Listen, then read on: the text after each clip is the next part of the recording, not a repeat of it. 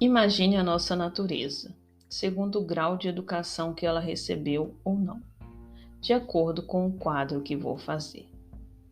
Imagine, pois, homens que vivem em uma morada subterrânea em forma de caverna. A entrada se abre para a luz em toda a largura da fachada. Os homens estão no interior desde a infância, acorrentados pelas pernas e pelo pescoço, de modo que não podem mudar de lugar nem voltar a cabeça para ver algo que não esteja diante deles. A luz lhes vem de um fogo que queima por trás deles, ao longe, no alto. Entre os prisioneiros e o fogo há um caminho que sobe.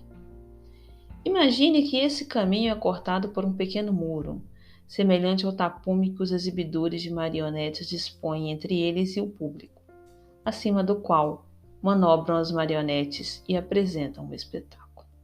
Platão.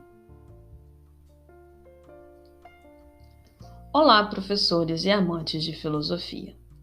Com certeza vocês foram transportados para o espaço das memórias, dos diálogos que o texto República suscitou nos tempos da graduação, nas experiências de formação que viveram. Porém, como trabalhar esse texto nas turmas de ensino médio? Eis o tema norteador deste podcast.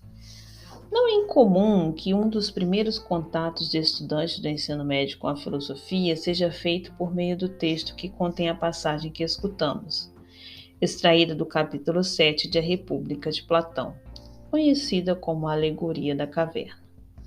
Um texto, como sabemos, de reconhecida importância para a filosofia, com uma miríade de interpretações que buscam explorar o alcance e os desdobramentos desse conhecido diálogo, que se inserem no contexto mais amplo de uma longa e profunda discussão sobre a fundação da cidade ideal, isto é, uma cidade regida segundo um princípio de justiça, abrindo espaço para fazermos uma analogia da teoria do conhecimento, ou seja, uma dialética do conhecimento verdadeiro. Porém, qual a relevância dessa passagem, em particular para jovens cujo contato com a filosofia é ainda muito superficial, para não dizer inexistente, pelo menos nessa etapa de sua formação? O que há de interessante nessa passagem que justifique sua tematização entre os estudantes do ensino médio?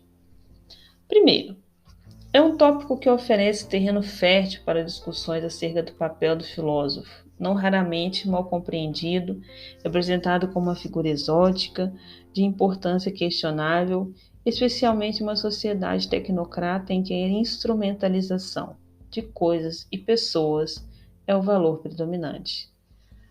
Mas a relevância dessa discussão está longe de residir meramente no caráter informativo de uma exposição que satisfaça a curiosidade do público, que pergunta: mas afinal, para que serve filósofo? Uma abordagem instigante pode, em alguma medida, semear entre os ouvintes, especialmente aqueles em fase de formação, um despertar para a atitude filosófica, que deve pautar a nossa vida de modo geral. Uma das temáticas centrais que a imagem da transição da caverna para a realidade externa suscita é a distinção central para Platão entre a mera opinião doxa e o conhecimento epistêmico.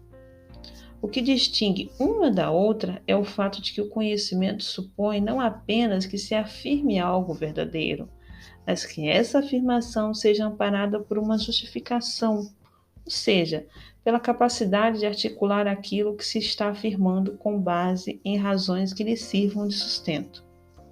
A opinião, por outro lado, corresponde a um enunciado que, podendo ser tanto verdadeiro quanto falso, não é parado por qualquer espécie de justificação. O sujeito que deixa a caverna poderia ser encarado, a partir de uma primeira leitura, como sendo exclusivamente o filósofo, cuja atitude é constantemente preocupada não apenas com afirmações verdadeiras, mas com os fundamentos dessas afirmações, cuja apreensão supõe alguma investigação e adequada instrução a respeito do tema que se pretende discutir. Os prisioneiros da caverna, por outro lado, são aqueles que se contentam em afirmar meras opiniões pessoais já enraizadas pelo hábito, o hábito de observar as sombras projetadas na parede sem maior reflexão. O O fato, entretanto, é que aquela espécie de atitude crítica, avessa ao mero opinar sem embasamento, não pode ser encarado como restrita a um grupo exclusivo e privilegiado de pessoas, os assim chamados filósofos, mas como uma atitude que todos nós devemos adotar. Despertar os jovens para a importância dessa postura por meio de uma abordagem mediada por instrumentos que estimulem a participação dos principais interessados no processo de aprendizagem é uma maneira de introduzir o estudo da filosofia, que, a um só tempo, preserva o acesso por meio de textos consagrados pela tradição e estabelece uma relação com o nosso cotidiano.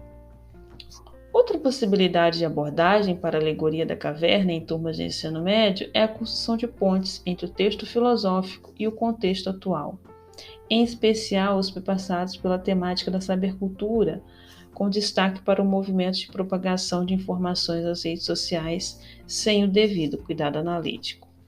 Ao problematizar este tópico, que em grande medida interfere em diversos aspectos de nossas vidas, inclusive na manutenção de nossas democracias, poderíamos trabalhar a separação metafísica operacionada por Platão entre os mundos do sensível e do inteligível. Portanto, o estabelecimento de paralelos entre as sombras vistas pelos indivíduos acorrentados na caverna, ou seja, o mundo sensível, e o imediato reconhecimento do valor de verdade de mensagens recebidas por meio das redes, não seria descabível, principalmente em um momento histórico em que uma parcela significativa da população se orienta por intermédio de compartilhamentos de mensagens via WhatsApp.